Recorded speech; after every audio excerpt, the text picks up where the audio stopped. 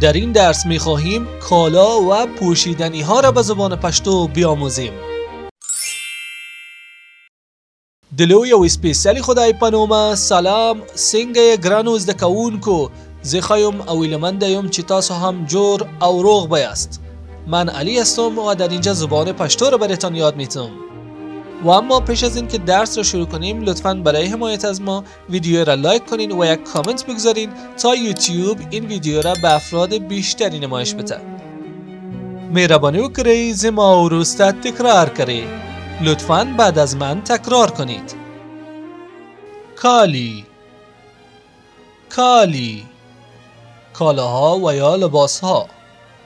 زانکوت، زانکوت، کرتی و یا کاپشن. کوت، کوت، کوت.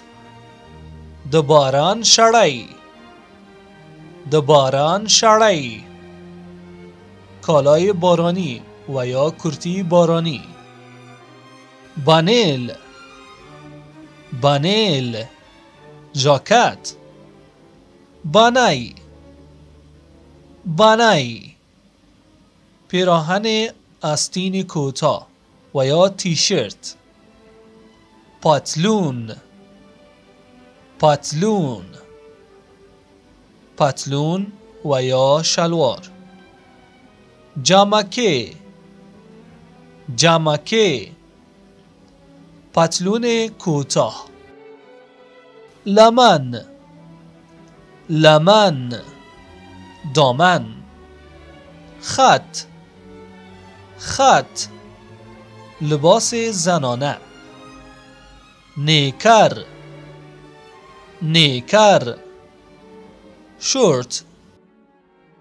خالی، خالی، کلاه کپدار. نیمسینه، نیمسینه، کلاه بدون کپ. جراپی، جراپی، جوراب. بوتان، بوتان، جمع بوت به معنای کفش ها. خوب جامه، خوب جامه، لباس راحتی و یا پیژامه. ملاوستنی، ملاوستنی، کمربند. پرونه، پرونه، شال گردن. لاسمغان، لاسمغان، دستکش. کمیس، کمیس، پیراهن. خب عزیزان این بود از انواع کالاها و لباسهای مختلف به زبان پشتو. اگر فکر میکنید چیزی از قلم مانده که من فراموش کردم در بخش کامنت برام یادآوری کنید تا معنایش برایتان بنویسم. امیدوار هستم که این ویدیو هم برایتان مفید بوده باشه.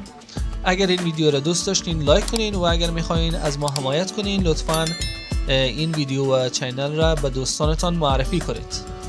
که دا ویدیو مو خوښه شوه نو لایک کړئ او زموږ د چینل غړي شئ. تر راتلونکي درس پورې د خدای پامان.